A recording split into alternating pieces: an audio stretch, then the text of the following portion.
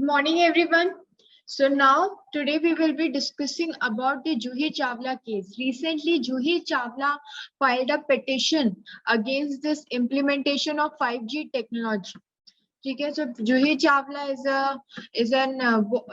is an actress, Bollywood actress and environmentalist. और वो Delhi court में गई थी, ठीक है, ताकि वो restraint लगा सके upon the यूनियन गवर्नमेंट कि वो 5G टेलीकम्युनिकेशन जो 5G टेक्नोलॉजी है उसके साथ आगे ना बढ़े। उनका ये कहना था that it will be harmful for the environment, human, animal, plant life, इन सबको बहुत हार्म होगा अगर ये 5G टेक्नोलॉजी आ जाती है। अगर हम 5G टेक्नोलॉजी की बात करें कि क्या है ये 5G टेक्नोलॉजी, तो ये एक 5th जनरेशन मोबाइल नेटवर्क है। It is a new global wireless standard, ठीक है, जैसे 1G है, 2G है, 3G है, 4G है, वैसे ये 5G आ रहा है। और इसी के अगेंस्ट जूही चावला ने रिसेंटली पिटिशन फाइल की थी, केस फाइल किया था, कहाँ पे? दिल्ली हाई कोर्ट में, कि ये जो 5G टेक्नोलॉजी अगर आ गई तो ये बहुत हार्मफुल होगी हमारे एनवायरनमेंट के लिए और ह्यूमन बींग्स के लिए। ठीक है, तो ये 5G टेक्नोलॉजी का मतलब है और ये केस फाइल किया है आपकी जूही चावला ने।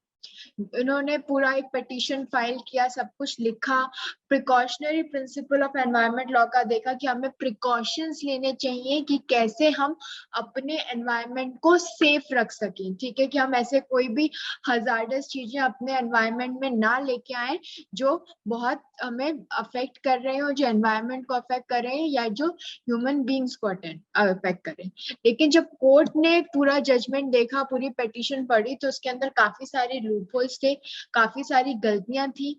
और जजमेंट में ये कहा गया सबसे पहली बात तो कि ये सिर्फ एक पब्लिसिटी स्टंट है और कुछ नहीं है।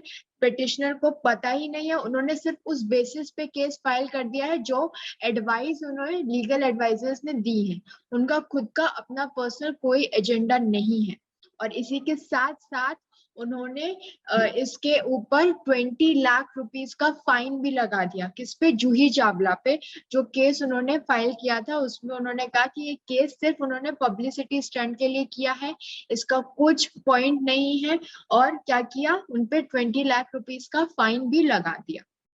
साथ ही एक चीज और भी हुई थी उसके अंदर, वो क्या हुआ था? रिसेंटली उन्होंने अपना जो लिंक, क्योंकि हम सब जानते हैं कि सारे जो केसेस चल रहे हैं वो अब ऑनलाइन चल रहे हैं, ऑनलाइन हियरिंग हो रही है। तो ऑनलाइन हियरिंग का जो मीटिंग लिंक है वो उन्होंने अपने ट्विटर पे शेयर कर दिया था, विद दी अपने सोशल मीडिया अकाउंट पे पूरा वो लिंक शेयर कर दिया। और उस वजह से काफी सारी कॉमन पब्लिक उस हियरिंग में आ गई और बीच में काफी ट्रबल भी हुई। कुछ लोगों ने बीच में उनकी मूवीज के गाना गाना शुरू कर दिया और इस वजह से जो कोर्ट प्रोसीडिंग्स है वो हॉल्ट हुई, वो रुक गई और it was considered as a contempt of court. आप खुद सोचिए, कोई कोर्ट में जाके ऐसे गाने गाने लगे, इज इट पॉसिबल? नहीं। लेकिन just because she shared that link on her social media account, इस तरीके की चीजें भी हुई। और जिस इंसान ने ये सब गाने वाने गाए हैं उसके ऊपर भी केस दर्ज हुआ है। तो ये है इन शॉर्ट आपका जूही चावला का केस। जूही चावला ने पिटीशन फाइल की थी दिल्ली हाई कोर्ट में अगेंस्ट दिस 5G टेक्नोलॉजी जो सेंटर इम्प्लीमेंट करना चाहता है। और उन्होंने अपने पिटीशन में कहा था कि ये जो 5G टेक्नोलॉजी है it is harmful for the environment, for the public, for the human beings, और इसे हमें इम्प्लीमेंट नहीं करना चाहिए।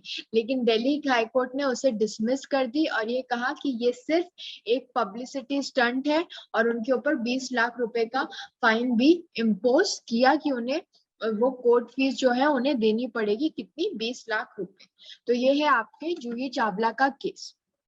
आई hope all of you by now know कि आप लोगों का एग्जाम 23 जुलाई को है, क्लैट का डेट्स आ चुकी हैं।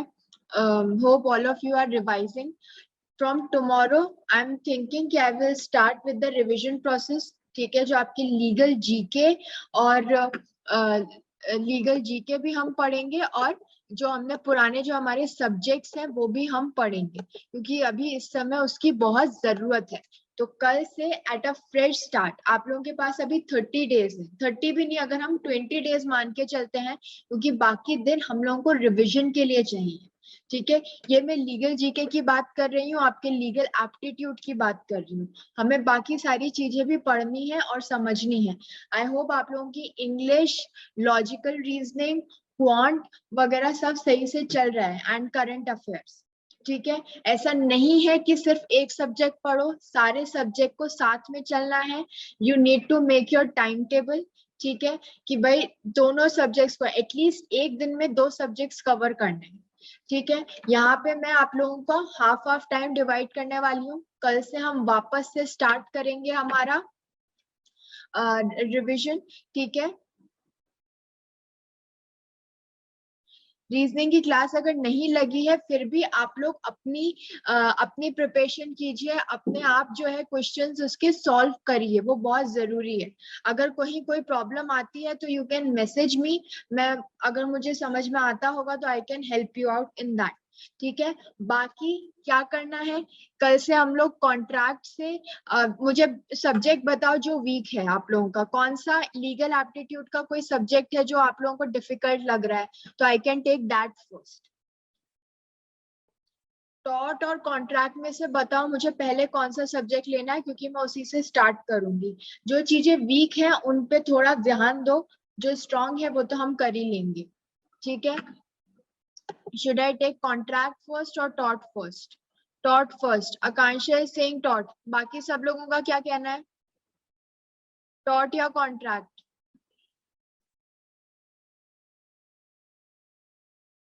जो लोग नए हैं वो लोग भी जान लीजिए, डेली यहाँ पे अब हम कंटिन्यूस क्लासेस रखने वाले हैं। आप लोगों का 23 जुलाई को एग्जाम है, लास्ट 30 डेज है, इसमें मेहनत कर लीजिए, आप लोगों का हो जाएगा। अभी भी टाइम है, बहुत पढ़ाई की जरूरत है।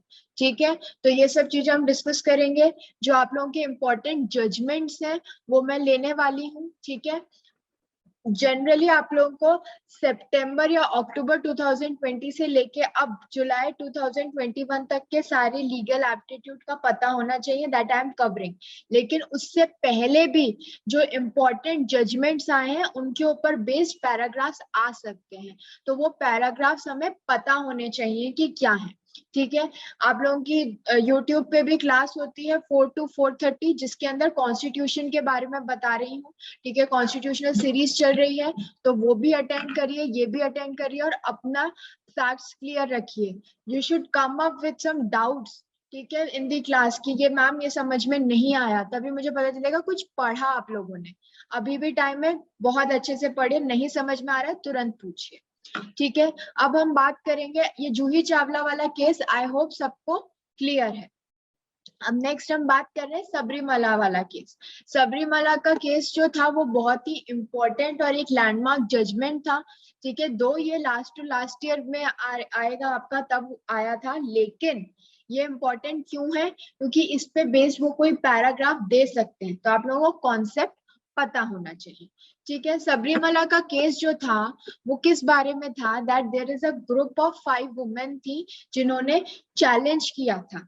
ठीक है, कि भाई क्यों हमें जाने नहीं दिया जाता। सबरीमाला जो है वो टेम्पल है और वहां पे रिस्ट्रिक्शंस हैं थे कि भाई women with in the age group of 10 से लेके जो 50 साल तक की वुमेन है वो उस मंदिर में नहीं जा सकती थी। ठीक है, और क्या था, जो बेसिक उनका मोटो क्या था कि वो वुमेन जो मेंस्ट्रुएटिंग एज की है, ठीक है, जो मेंस्ट्रुएशन के प्रोसेस में है, वो उस मंदिर में नहीं जा सकती, वो गलत होगा। ठीक है, तो उन्होंने पहले केस फाइल किया अपने हाई कोर्ट में, फिर वो सुप्रीम कोर्ट के पास गए।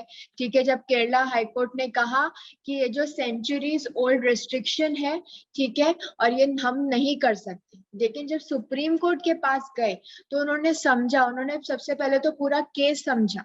ठीक है, क्योंकि क्या कहा जा रहा था कि it is against article 14, it is against article 15। Article 14 आपका बात करता है क्या, इक्वालिटी की। कि सब इक्वल है, तो हम किसी में भेदभाव कैसे कर सकते हैं कि इस एज ग्रुप की वुमेन जो है वो मंदिर में जाएंगी और इस एज ग्रुप की वुमेन जो है मंदिर में नहीं जाएंगी।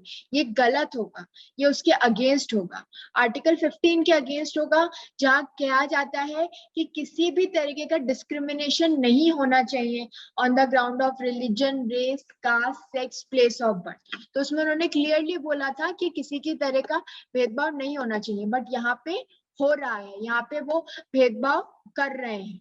ठीक है, तो यही चीज हुई थी। फिर नेक्स्ट उन्होंने बोला कि आर्टिकल 17 के भी अगेंस्ट है, क्योंकि हम अनटचेबिलिटी की तरह उन्हें कर रहे हैं कि इस मंदिर में नहीं आना है इससे इस एज ग्रुप को, और वो गलत है, वो हमारे कॉन्स्टिट्यूशन के अगेंस्ट में है।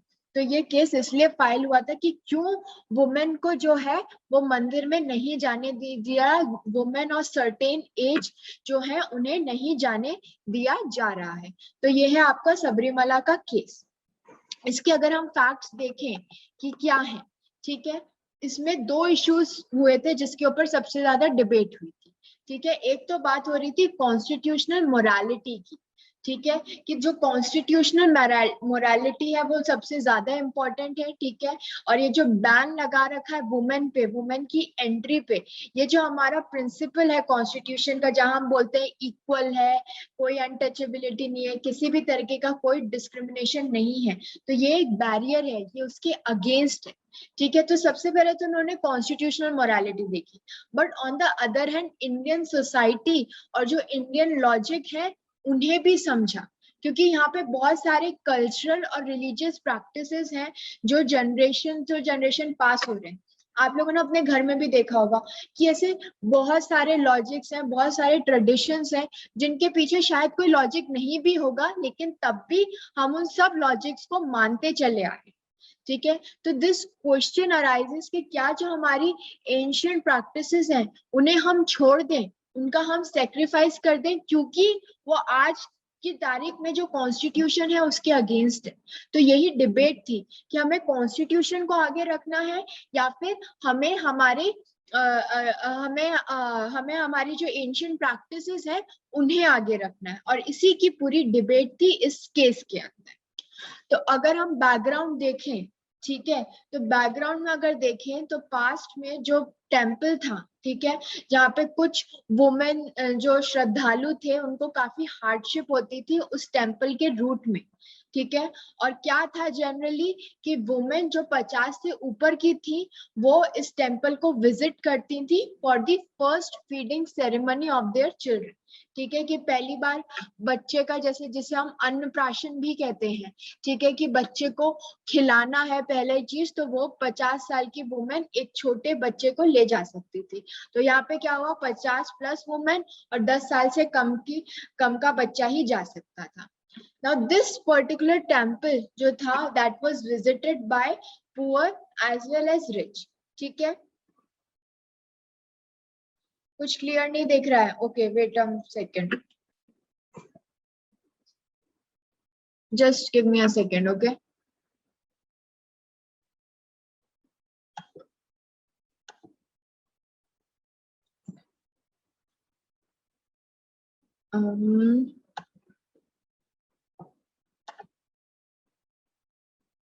just 1 second, I am just transferring it to the other slide. Okay.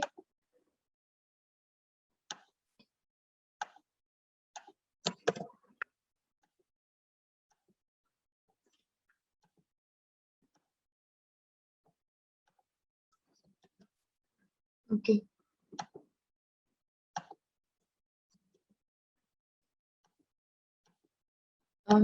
हो गया, ठीक है। ओके,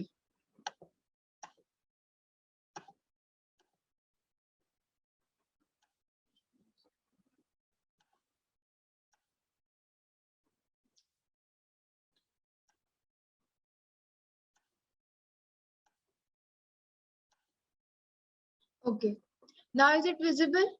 एक बार मैं वो कर देती हूँ आप लोगों का slide show. Okay, now is it visible?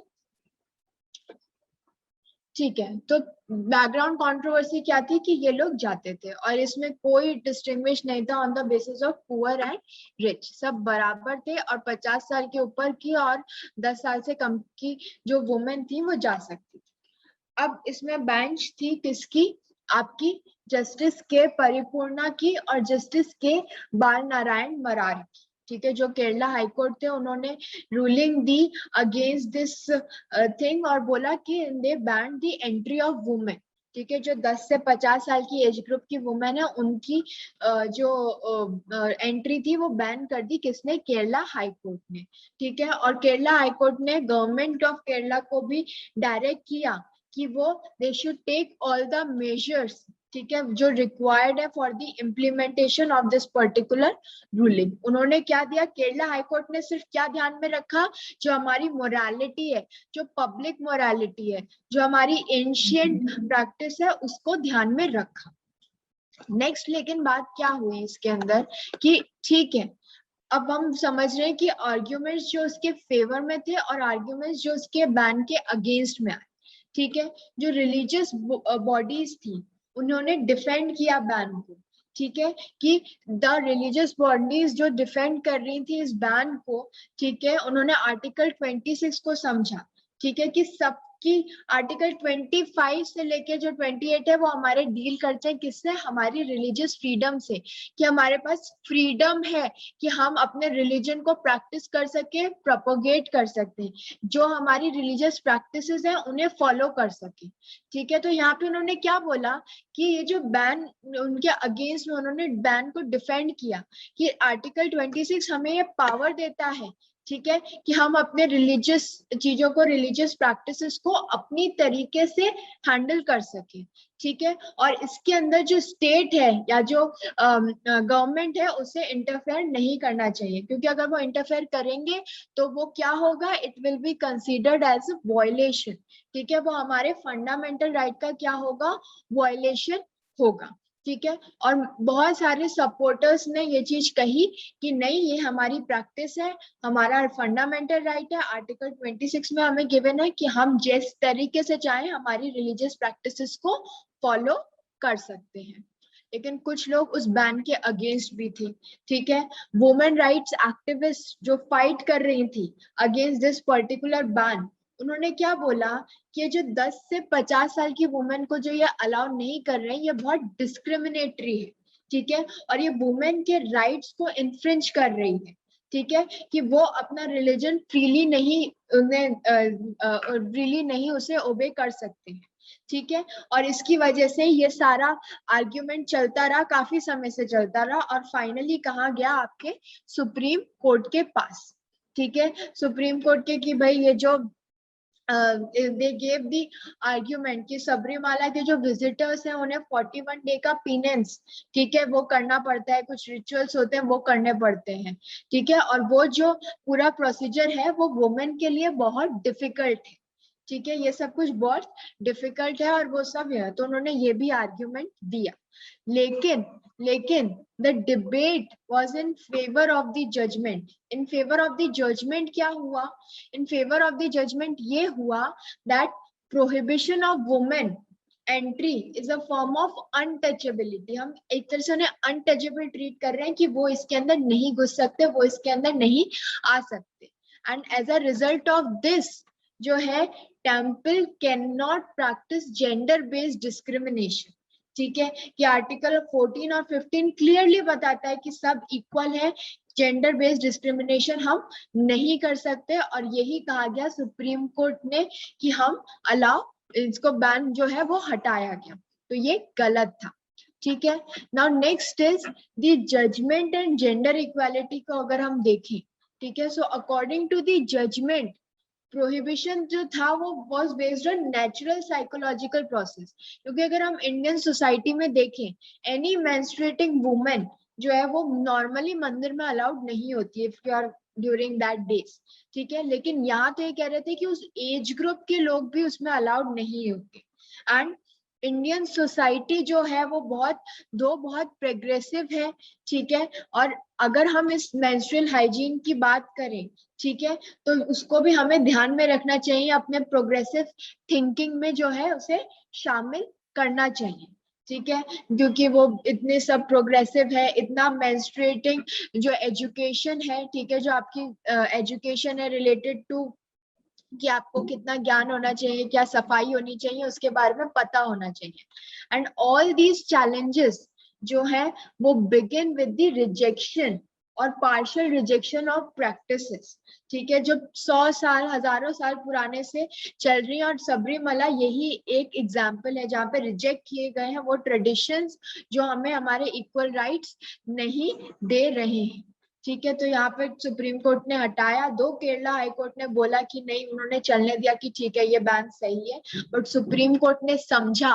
कि हमारे जो फंडामेंटल राइट्स है, हमारे जो कॉन्स्टिट्यूशनल राइट्स हैं, जो हमारी राइट टू इक्वालिटी है, वो इन्फ्रिंज हो रही है इस चीज से, ठीक है। तो ये था आपका सबरीमला केस की समरी कि क्या हुआ इस सबरीमला केस के अंदर। अब इसमें क्या हो सकता है, इसमें बहुत सारे आप लोगों के आर्टिकल्स वगैरह छपे थे, ठीक है, उस पे बेस्ड क्वेश्चन आंसर्स वो पूछ सकते हैं कि क्या है क्या नहीं है। आई hope it is clear up till now. Now next case is about section 377 of IPC. I hope आप लोगों ने जब ये आया था तब पढ़ा था। Section 377 deals with your homosexuality, ठीक है। होमोसेक्सुअलिटी यानी सेम सेक्स जेंडर जो है उनकी शादी होना या उनके बीच में किसी भी तरीके के रिलेशनशिप होना, वो earlier according to section 377 of IPC it was a crime, homosexuality was a crime। लेकिन इस केस में नवतेज सिंह जौहर वर्सेस यूनियन ऑफ इंडिया में सुप्रीम कोर्ट ने सेक्शन 377 को डिक्रिमिनलाइज किया गया, यानी दिस होमोसेक्सुअलिटी और दिस सेम सेक्स जेंडर उन सबको एक्सेप्टेंस मिली लॉ की नजरों में। अब मॉरल ग्राउंड्स पे और सोसाइटल ग्राउंड्स पे उनकी एक्सेप्टेंस किस हद तक है उस डिबेट में हम नहीं घुसेंगे, लेकिन लॉ के according it is not a crime any more. पहले उन्होंने उसे क्राइम में कैटेगराइज कर रखा था, अगर कोई भी उस ऐसा पाया जाता था तो उसको उस चीज की पनिशमेंट मिलती थी, बट दिस इज रॉन्ग, ठीक है। It is an unnatural offence, ठीक है। सेक्शन 377 आपका क्रिमिनलाइज करता था होमोसेक्सुअलिटी, और एक कब इसके अंदर लाया गया था, ये लाया गया था 1861 में ड्यूरिंग कॉलोनियल रूल, ठीक है। इसे कहा जा रहा था ये अननेचुरल है, ठीक है, इट इज नॉट नेचुरल, ठीक है, कि आप किसी सेम सेक्स इंडिविजुअल के साथ आपका किसी भी तरीके का रिलेशनशिप है। सुप्रीम कोर्ट ने क्या कहा, सुप्रीम कोर्ट ने 2018 में इसे डिक्रिमिनलाइज किया, ठीक है। और अगर there are any relationship between consenting homosexual adult जो है वो क्रिमिनल ऑफेंस नहीं है। और ये हिस्टोरिक जजमेंट आया था, ठीक है, कि भाई लोगों ने समझा और ये कहा गया कि सबको इंडिविजुअल चॉइस होनी चाहिए कि वो किसको चूज कर रहे हैं। और 158 ईयर ओल्ड लीगल प्रोविजन जो था सुप्रीम कोर्ट ने उसे स्ट्राइक डाउन किया था। तो it is a very important case, Navtej Johar versus union of India, ठीक है। इसके अंदर क्या हुआ था, इसके अंदर उन्होंने बात की थी इक्वालिटी की, ठीक है। जो आपकी LGBTQ कम्युनिटीज हैं, जिसके अंदर आपका हो गया lesbian, gay, bisexual, transgender and queer, ये सब अलग अलग लोग हैं, अलग अलग इनके सब रीजन है। लेस्बियन कौन होता है, गे कौन होता है, कुछ लोग बाइसेक्सुअल होते हैं, ठीक है, कुछ ट्रांसजेंडर होते हैं, कुछ क्वेयर होते हैं। तो वो सब चीजें उनको पूरी कम्युनिटी में हुआ था, और उन्हें क्या कहा गया था कि ये जो इशू है such as same sex marriage, inheritance of property, ठीक है, ये सबको लीगल सैंक्शन मिली थी, ठीक है। जो पहले ट्रांसजेंडर्स, उन्हें अब गवर्नमेंट जॉब्स में भी उन्हें अपॉइंटमेंट मिल रहे हैं, पहले नहीं मिलते थे ट्रांसजेंडर्स को या उनको, कि भाई just because they are that, they belong to that particular community, उनको वहां पे एक्सेप्टेंस नहीं मिलती थी। लेकिन because of this particular case, because of supreme court, इन सब के लिए उन्हें मिली। हम कितनी बार सुनते हैं कि यहाँ पे फर्स्ट जज अपॉइंट हुई, फर्स्ट पुलिस में कोई अपॉइंट हुआ, ठीक है, तो विच इज वेरी इंपॉर्टेंट। और प्रपोज हुआ है क्या, transgender persons protection of rights bill 2019, ठीक है, जो एड्रेस करेगा ट्रांसजेंडर और इंटरसेक्स पर्सन्स के राइट्स को और उनकी इक्वालिटी के बारे में, नॉन डिस्क्रिमिनेशन के बारे में। क्यों ये बिल जरूरी है, क्यों ये लॉ जरूरी है? क्योंकि दो सुप्रीम कोर्ट ने ये तो कह दिया कि ठीक है इट इज डीक्रिमिनलाइज और हमने सब कर दिया, लेकिन मॉरल ग्राउंड्स पे, सोसाइटल ग्राउंड्स पे आज भी हम इसे एक्सेप्ट नहीं कर पा रहे हैं, ठीक है, आज भी हमने इसे बहुत हद तक एक्सेप्ट नहीं किया है। तो यही सब जरूरी है, यही सब समझना जो है जरूरी है, और इसीलिए वो ये लॉ लेके आ रहे हैं, ठीक है, कि भाई अगर कोई भी उनसे ये राइट्स लेने की कोशिश करता है, ठीक है, कोई भी अगर उनसे राइट्स लेने की कोशिश करता है तो हम उसके अगेंस्ट कुछ पीनल प्रोविजंस होने चाहिए जो उनके ऊपर एनफोर्स कर सके। Now next is need a law of equality, ठीक है, उनके लिए लॉ बनना चाहिए इक्वालिटी का, ठीक है, कि उनको इक्वल राइट्स मिल रहे हैं। जनरली क्या होता था, अगर फैमिलीज को भी इस तरह की कोई भी बात पता चल जाती थी तो वो उनसे हमें अपने खानदान से बेदखल कर देते थे, उनको नहीं समझते थे, उनके बिहेवियर को नहीं समझते थे, लेकिन कोर्ट ने समझा दैट दीज आर नेचुरल, किसी के हाथ में नहीं है, ठीक है, and any person of any sexual orientation, gender identity, expression, ये सब को उन्होंने क्या है रिकॉग्निशन दी। ये कहा गया कि सबको, इन सब लोगों को इक्वल राइट्स हैं, इक्वल अपॉर्चुनिटीज मिलनी चाहिए और उनके साथ किसी भी तरीके का भेदभाव नहीं होना चाहिए। Okay, so this was this case. I hope it is clear to all of you. Any problem to anyone?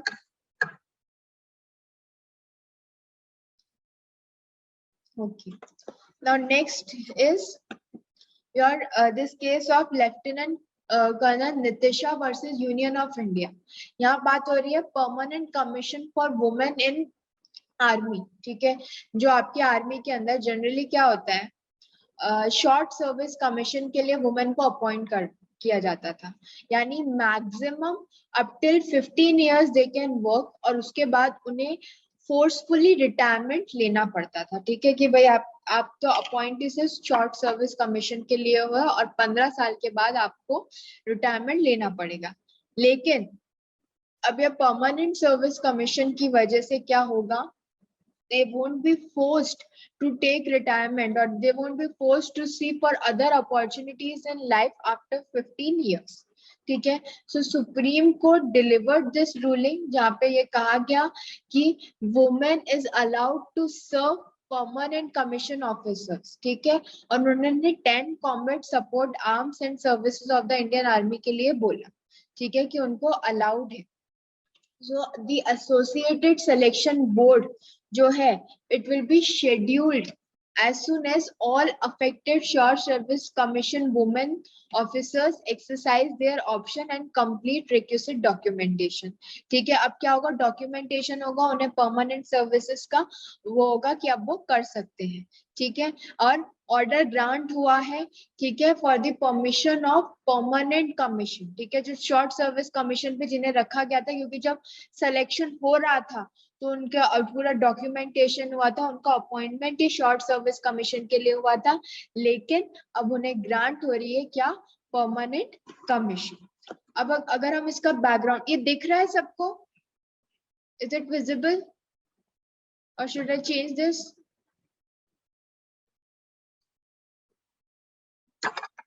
Okay, give me a second.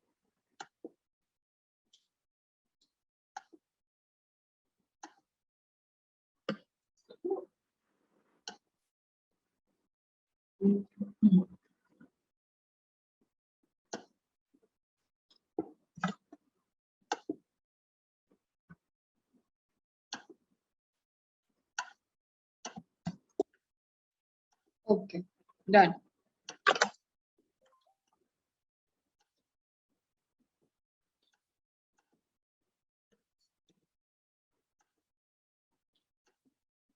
ठीक है, ओके।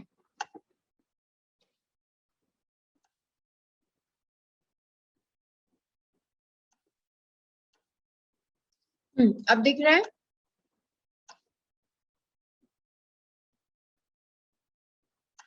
ठीक है, तो उन्होंने क्या बोला है आप लोगों का कि परमानेंट सर्विस कमीशन होना चाहिए। पहले women were appointed just for short service commission सिर्फ फॉर 14 इयर्स, ठीक है। उन्हें आफ्टर 14 इयर्स उन्हें कोई ऑल्टरनेटिव करियर ढूंढना पड़ता था, ठीक है, क्योंकि उन्हें सिर्फ 14 साल के लिए ही अपॉइंट किया जाता था। लेकिन अब परमानेंट सर्विस कमीशन हो गया तो वो अपने रिटायरमेंट तक आराम से काम कर सकती हैं, ठीक है।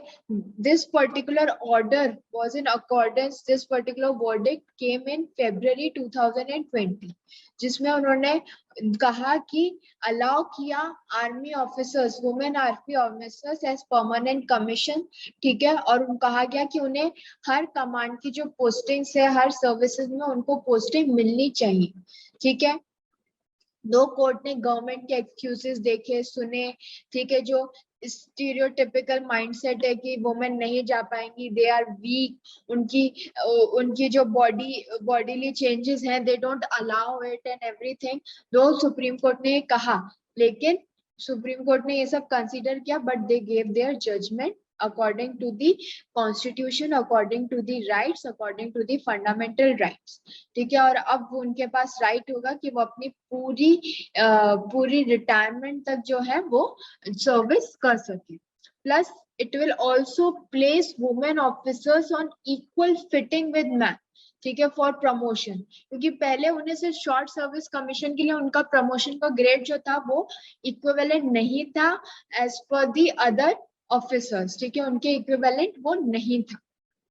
Plus it will also provide in service career courses, ठीक है, जैसे नेशनल डिफेंस कॉलेज है उसमें वुमेन अपॉइंट हो सकती हैं, कॉलेज ऑफ डिफेंस मैनेजमेंट है, आर्मी वॉर कॉलेज है, ठीक है। तो इन सब चीजों में वो अपॉइंट हो सकती हैं, वो काम कर सकती हैं। तो यही आया था इस पर्टिकुलर केस के अंदर, जो आपको मेजर पॉइंट्स हैं जो आप लोगों को याद रखने हैं, ठीक है। कि क्या था, पहले शॉर्ट सर्विस कमीशन था, सिर्फ 14 साल तक की वो कर सकती थी, वो बढ़ा के परमानेंट कमीशन मिल गया है, अब वो रिटायरमेंट एज तक आराम से काम कर सकती हैं, ठीक है। और इन सर्विस करियर कोर्सेज भी प्रोवाइड हो रहे हैं इन कॉलेजेस में, जो आपके नेशनल डिफेंस कॉलेज है या कॉलेज ऑफ डिफेंस मैनेजमेंट है या आर्मी वॉर कॉलेज है, उसके लिए भी उन्होंने in service career opportunities provide कर रहे हैं। So this happened in this case of Lieutenant Colonel Nistisha versus Union of India. इस particular case में वो इस चीज के साथ आए थे, ठीक है। So this is that. Then next is next is your concerns क्या थी, ठीक है। कंसर्न सुप्रीम कोर्ट ने जिन कंसर्न से डील किया कि क्या क्या कंसर्न है, सबसे पहले उन्होंने बात की साइकोलॉजिकल लिमिटेशन ऑफ वुमेन, ठीक है, कि बैटलफील्ड जो हो रहा है वो सिनेरियो हो रहे हैं, बैटलफील्ड सिनेरियो है वो चेंज हो रहे हैं, ठीक है। अब troops are not yet mentally suited, ठीक है, कि ट्रूप्स को आदत नहीं है वुमेन ऑफिसर्स से कमांड लेने की। कमांड दिया जाता है ना, आर्मी में आप जाओगे तो वो उस तरीके से ट्रेन करते हैं कि आपको अपना दिमाग नहीं लगाना है उस समय, जो ऑफिसर कह रहा है you have to follow it, you have to obey it, ठीक है। अगर कहीं वॉर में जाके दूसरा बंदा वो करना पड़ेगा, नहीं नहीं ऐसा नहीं ऐसा करेंगे, तो वॉर ही नहीं हो पाएगा, वो आपस में झगड़ने लगेंगे। सो दे आर साइकोलॉजिकली उन्हें ऐसे सेट किया जा सकता है कि आपको आपके ऑफिसर से कमांड लेना है, but they are not acceptable, ठीक है। लेकिन मेंटली वो अभी भी वुमेन ऑफिसर्स से कमांड लेने की उनकी माइंडसेट अभी नहीं आया है। Then next we are talking about the physical capacity of women officers, ठीक है, कि इंडियन आर्मी में जो है उनकी फिजिकल कैपेसिटी कितनी है, वो कितनी फिट है, ठीक है। Then pregnancy, children education, husband career aspects, वो सब चीजें भी कंसर्न है, क्योंकि प्रेगनेंसी एक ऐसा टाइम होता है जिस टाइम के लिए women won't be able to go on war, वो नहीं आ सकती है, मैटरनिटी लीव जरूरी है। कई बार बच्चों की एज में उनकी एजुकेशन के लिए वो बीच में आ जाता है, हस्बैंड का करियर एस्पेक्ट प्रोस्पेक्ट जो होता है वो बीच में आ जाता है। तो ये सब कंसर्न्स थी जो उन्होंने ध्यान में ली, ठीक है। तो ये सब कुछ समझने के बाद भी जो सुप्रीम कोर्ट था उन्होंने ग्रांट किया क्या, परमानेंट सर्विस कमीशन, तो आज के जो हमारे तीनों केसेस जो हमने समझे, आई होप वो क्लियर है। ठीक है, आप लोगों का सबरीमाला का केस, जूही चावला का केस, ठीक है, और क्या आपका ये सेक्शन 377 और आईपीसी वाला केस, और ये परमानेंट कमीशन का केस। ठीक है, ये क्लियर है। नेक्स्ट क्लास में हम आधे आधे टाइम में करने वाले हैं। ठीक है, आप लोगों का जो कल से मैं टॉट का रिवीजन चालू करूंगी, उस पे बेस्ड जो क्वेश्चंस है वो करेंगे। और आप लोग भी पढ़िए, कोई चीज नहीं समझ में आई है, कोई कॉन्सेप्ट नहीं क्लियर है तो वो पूछिए, टाइम अभी बहुत कम बचा है। ठीक है, every day we will be just revising it, doing it, ताकि कोई उसमें प्रॉब्लम ना रहे। Okay, and do as much questions as you can, क्योंकि जितना क्वेश्चन करोगे, जितना चीजें करोगे, उतना ही वो तुमको हेल्पफुल रहेगा। ठीक है, at the end of the day question है लीगल जीके हैं। लास्ट टाइम लास्ट ईयर में देयर वर 38 क्वेश्चंस, ठीक है, जो आपके लीगल एप्टीट्यूड से थे, और ऐसे ही 15-20 क्वेश्चन जो थे वो लीगल जीके से थे। अब ये चीज ध्यान में रखो, लीगल जीके के लिए क्या क्या चीजें ध्यान रखनी है। अभी तक जितना मैंने पढ़ाया है उससे समझ में आ गया होगा। कोई भी बिल है, कोई भी अमेंडमेंट है, या कोई लैंडमार्क जजमेंट है, वो सब आपका आएगा लीगल जीके के अंदर। करंट अफेयर्स में भी डाल सकते हो, क्योंकि वही करंट अफेयर्स का भी पार्ट बनते हैं। तो ये सब चीजें जरूरी है। कई बार जो पुराने लैंडमार्क जजमेंट्स है वो I will be including, I will be taking all of them. ठीक है, उसका भी कोई पैरा या कोई पार्ट आ जाता है, एंड दे आस्क यू, आपको पैसेज दे देंगे और उस पर बेस्ड वो आपसे आंसर पूछेंगे। ठीक है, तो वो सब चीजें भी उसके अंदर आ जाती हैं, वो पूछ लेते हैं कि ये कैसे हुआ, ये क्या हुआ, अब आपका इस पे क्या कहना है। Like the current passage which I am giving to all of you. ठीक है, ये बाबरी मस्जिद अयोध्या डिस्प्यूट जो जजमेंट आया उसका केस है। आ सकता है, ये भी आ सकता है, इट्स नॉट लाइक कि ये 2 साल पहले इसको टाइम हो गया तो नहीं है, आ सकता है, ये भी आ सकता है। Okay, so you want me to make you understand the passage, और आप लोग पढ़ोगे अपने आप।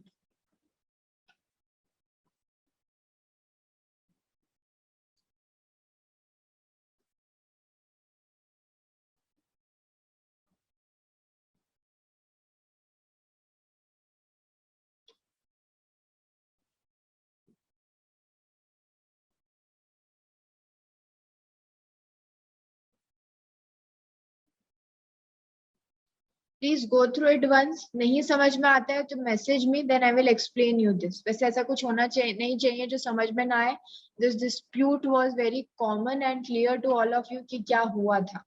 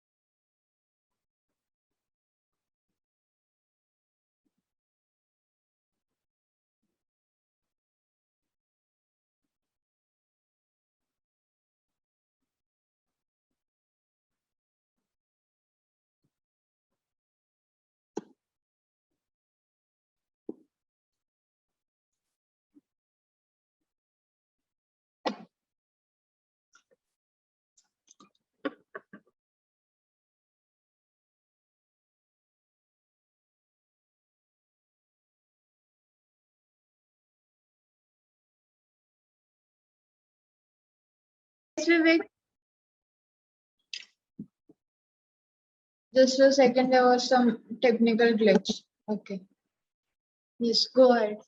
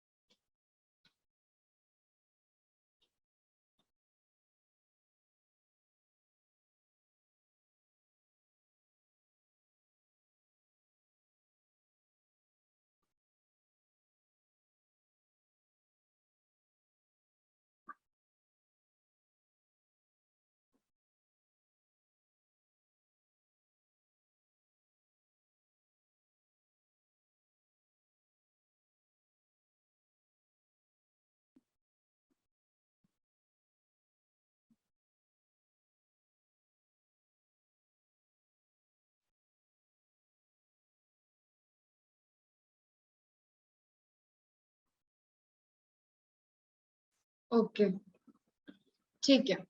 अब यहाँ पे बात हो रही है बाबरी मस्जिद के डिस्प्यूट की, ठीक है। अगर हम देखें बाबरी मस्जिद का जो अयोध्या डिस्प्यूट का जजमेंट है, ठीक है, जो सुप्रीम कोर्ट ने दिया था, ठीक है, that the outcome is not Holi in line with the evidentiary conclusions the court itself reaches, ठीक है। जो आउटकम है, जो जजमेंट है, ठीक है, वो पूरा उस नतीजे पे नहीं है, उस लाइन पे नहीं है विद द एविडेंशियरी कंक्लूजंस, ठीक है। जो कोर्ट जिस नतीजे पे पहुंचा है वो सिर्फ एविडेंशियरी कंक्लूजंस के बेस पे नहीं है, ठीक है। उन्होंने आर्कियोलॉजिकल एविडेंस को, ठीक है, has procured only because excavation was made possible, ठीक है, उसको भी ध्यान में रखा, जो डिमोलिशन हुआ था उसे भी देखा, ठीक है, and as such not available to the parties at the time of institution of the suits, कि भाई जो आर्कियोलॉजिकल एविडेंस है, जो डिमोलिशन हुआ, वो सबको उन्होंने देखा, समझा,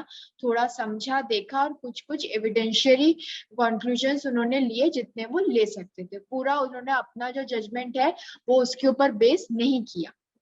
एंड ये देखा कि that there was the existence of 12th century Hindu religious structures, ठीक है।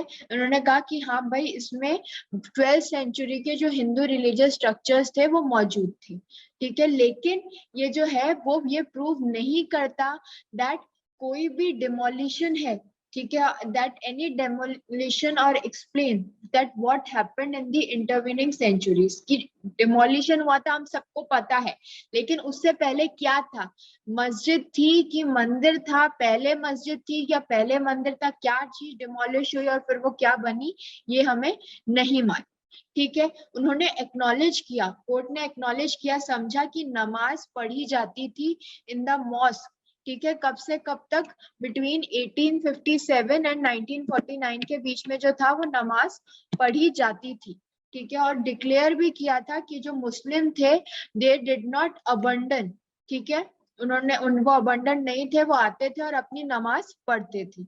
Now the entire disputed area, ठीक है, जो अंदर का एरिया है, जो बाहर का एरिया है, ठीक है, was awarded to one side, ठीक है, contrary to its own conclusion, ठीक है, कि अगर हमने डिसीजन देखा तो उसमें सिर्फ हिंदुओं का माना गया कि पूरा मंदिर हिंदू का है और मुस्लिम्स को बाहर की कोई प्रॉपर्टी मिली है, और ये चीज नहीं देखी गई कि ये डिमोलिशन से पहले मुस्लिम्स भी वहां जाके नमाज पढ़ते थे, ठीक है। ये चीज को ध्यान में नहीं रखा that Muslims had a right, ठीक है, a contested one in the inner court, ठीक है। और उन्होंने क्या बोला कि हिंदूज के पास जो है they had this right over the entire outer courtyard to the exclusion of Muslims, कि हिंदूज के पास ही जो है पूरा राइट है, ठीक है। और उन्होंने डिसाइड नहीं किया that they had the exclusive title, ठीक है। और ये उन्होंने क्या बोला, और बल्कि रिजेक्ट कर दिया मुस्लिम्स का,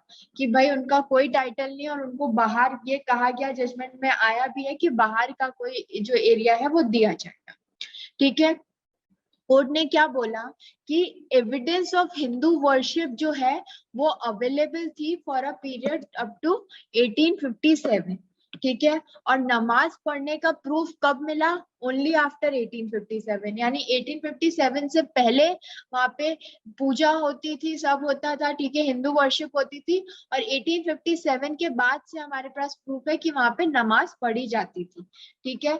कि भाई उससे पहले कि without taking into consideration about that riot जो पूरा हुआ था, दैट टुक प्लेस, ठीक है, जिसने ब्रिटिश एडमिनिस्ट्रेशन जो था उनको किया था to divide the mosque from the Hindu shrine in the outer court, ठीक है। अब ये जो केस है, इतने सारे इसमें कंफ्यूजन्स है, एविडेंशियली ढंग से मिली हुई नहीं है, तो ये जो केस है वो डिसाइड हुआ है सिर्फ on the basis of balance of probabilities, ठीक है, जो हिंदू ने प्रूफ बेटर की है एज कंपेयर टू मुस्लिम्स, ठीक है। और ये भी माना गया है that it is true about preponderance of probabilities, ठीक है, that is the standard of proof in civil law, ठीक है। प्रीपोंडरेंस ऑफ प्रोबेबिलिटीज देखी गई है कि ऐसा तब हुआ था, तब पहले नमाज थी कि पहले पूजा हुई थी, किसने डिमोलिश किया, क्या था।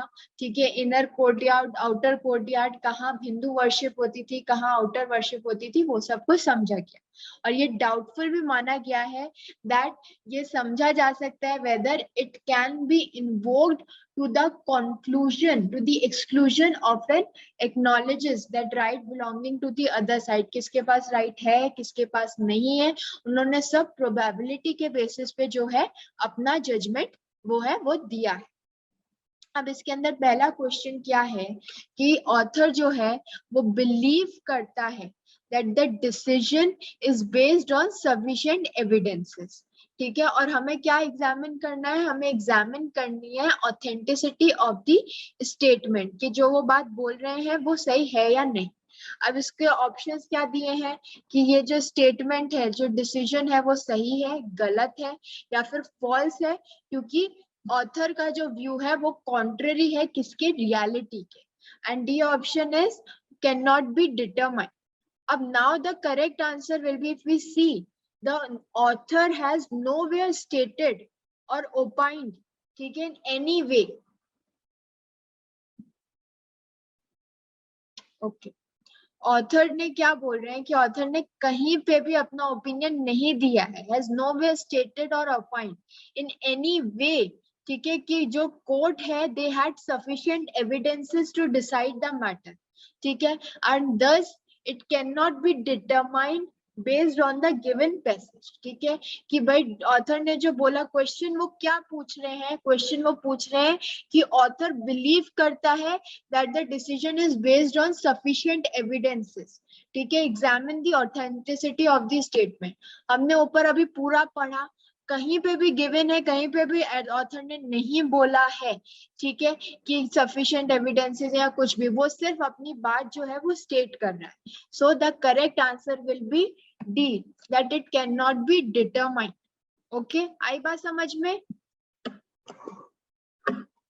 That it can not be determined. हमने पूरा पढ़ा, इसमें कहीं पे भी नहीं लिखा है, ठीक है, सिर्फ ये बोल रहे हैं कि इतना करा इस बेसिस पे क्या, लेकिन कहीं पे भी उन्होंने पूरे ढंग से नहीं बोला कि इस पे बेस किया, इस पे बेस किया, नहीं, सिर्फ प्रोबेबिलिटी बात कर रहे हैं, कहीं पे भी ढंग से नहीं बता रहा।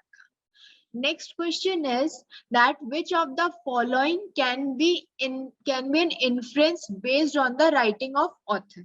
ठीक है, हम क्या infer कर सकते हैं, ठीक है, from this particular writing। तो पहला ऑप्शन तो क्या दिया है उन्होंने कि द डिस्प्यूट जो है हैज बीन डिसाइडेड फुल्ली, पूरा डिस्प्यूट ढंग से डिसाइड हो गया है। नेक्स्ट क्वेश्चन क्या है, नेक्स्ट ऑप्शन क्या है कि the major part of the dispute has been decided with certainty।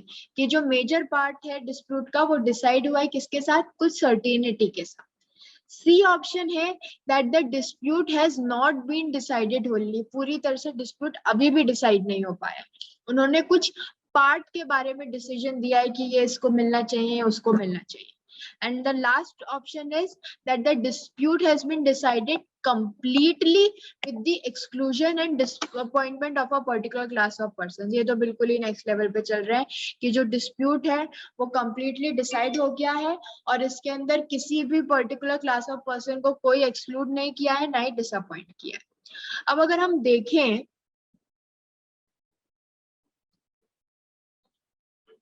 Okay good Akanksha, reason क्या है तुम्हारे इस आंसर का, why you have given C as the option, your option is correct, reason क्या है?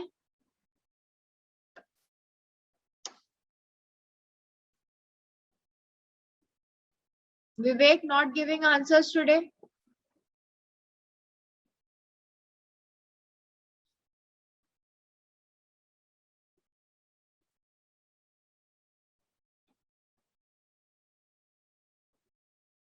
अगर हम इसके अंदर देखें, हमने पूरा पैरा पढ़ा तो ऑथर ने क्या मेंशन किया था, that dispute has not been decided.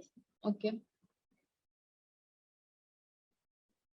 Okay good Akanksh, ठीक है, तो क्या है, the author has mention that the dispute has been decided wholly in line with the evidentiary conclusions, ठीक है, पूरे evidentiary conclusions के उस पे नहीं है, ठीक है, और this means the author believes that the court, ठीक है, ऑथर ने बिलीव किया है that the court has omitted to decide, ठीक है, वो नहीं डिसाइड कर पाए पूरा केस, the entire dispute, ठीक है, और has decided the dispute partially and not considered the evidence in totality, तो पूरा कंफ्यूजन है, उनके पास पूरा एविडेंस नहीं था, यही ऑथर कह रहा है, ठीक है, एंड जो भी हुआ author is sure about the fact that dispute is not totally decided, क्योंकि वो exclusively अपनी ओपनिंग लाइन में बोल रहा है इस बारे, ठीक है, और इसलिए ऑप्शन सी जो है वो आपका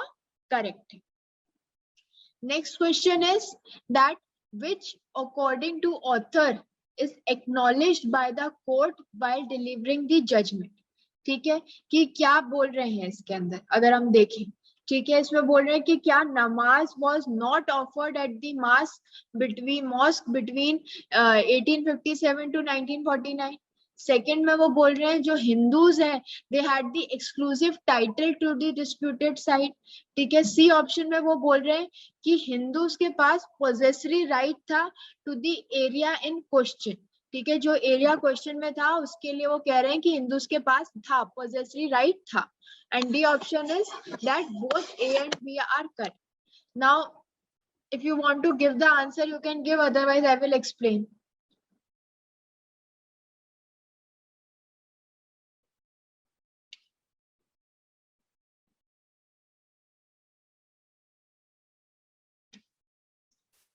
ओके ठीक है, अगर हम देखें, ठीक है, ऑप्शन ए देखें वो ऑपोजिट है किसका, जो कि पैसेज में गिवन है, ठीक है, इन द पैसेज की भाई ये मॉस जो है वो नहीं कर रहे थे, वो पूरा गलत है, इसलिए ए तो हमारा ऑप्शन गलत हो गया, ठीक है। अगर हम अपना पैसेज में देखें तो उसमें क्या गिवन है, that the court did not decide कि whether Hindus had an exclusive title to the property or not, ठीक है, ये इसके अंदर कोर्ट ने जो है वो डिसाइड नहीं किया है, ठीक है, तो इसलिए बी भी गलत हो गया। लेकिन कोर्ट ने ये जरूर कहा है, ये जरूर डिसाइड किया है दैट हिंदूज के पास जो था वो पोजेसरी राइट था ओवर द डिस्प्यूटेड प्रॉपर्टी, जो कि अगर हम देखें हमारी 12th ऊपर की जो लाइन है उसके अंदर गिवन है, ठीक है, कि उनके पास ये राइट था, पोजेसरी राइट जो था वो हिंदूज के पास था, ठीक है, उसके अंदर वो चीज गिवन है, तो the correct answer will be your option C, okay, that they had the possessory right, ठीक है, उन्होंने उसमें दिया that Hindus had possessory right over the entire outer courtyard, इसमें क्लियरली गिवन है वो बात, ठीक है। तो हमें जो पैसेज है वो बहुत ढंग से बहुत ध्यान से पढ़ना है, सब कुछ पैसेज में ही गिवन है, ठीक है, पैसेज के बाहर से कुछ नहीं है, ठीक है। So the correct answer will be C, कि हिंदूज के पास पोजेसरी राइट थे जिस एरिया के क्वेश्चन के बारे में वो बात कर रहे थे। Now next question is that which of the following is the reason that why Muslim claim for title to the property, ठीक है, कि क्यों मुस्लिम का जो क्लेम था for the title of the property वो रिजेक्ट हो गया था बाय कोर्ट, ठीक है, अकॉर्डिंग टू द पैसेज जो हमें पैसेज में गिवन, ठीक है। अब अगर हम देखेंगे ऑप्शंस, तो ए ऑप्शन में वो क्या बोल रहे हैं कि there was no possessory title that Muslims could prove, कि मुस्लिम्स प्रूफ ही नहीं कर पाए थे कि कोई possessory right उनके पास था भी।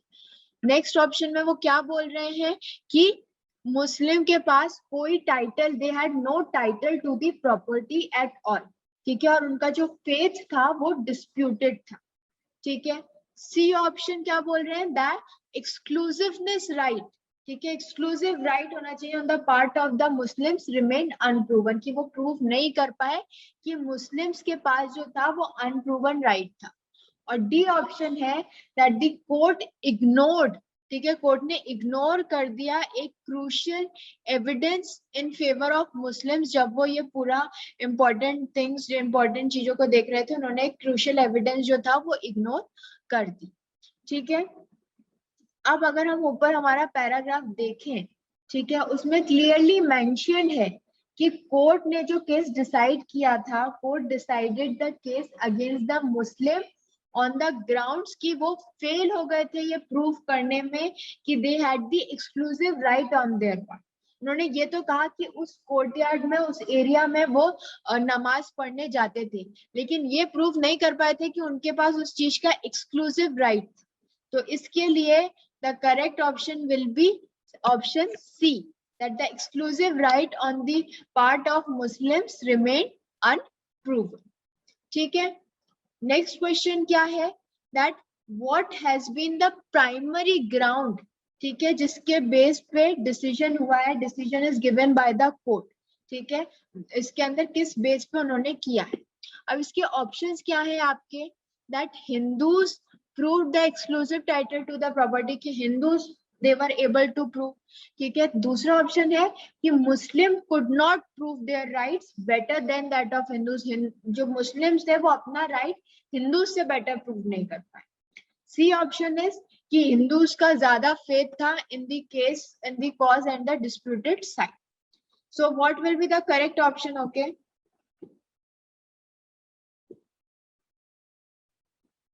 सी। व्हाई सी, आकांक्षा?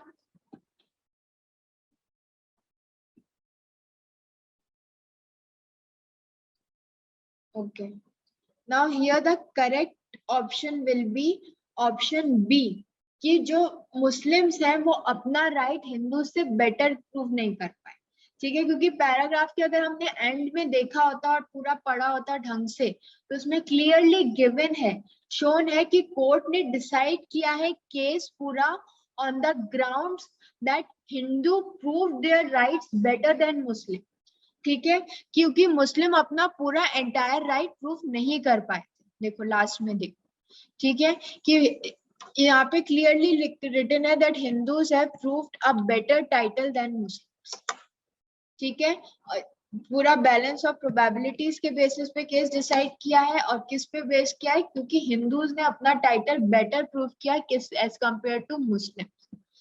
ठीक है, तो हमें बहुत ध्यान से सारे क्वेश्चंस और पूरा पैरा पहले बहुत ढंग से पढ़ना है। So the correct answer will be option B.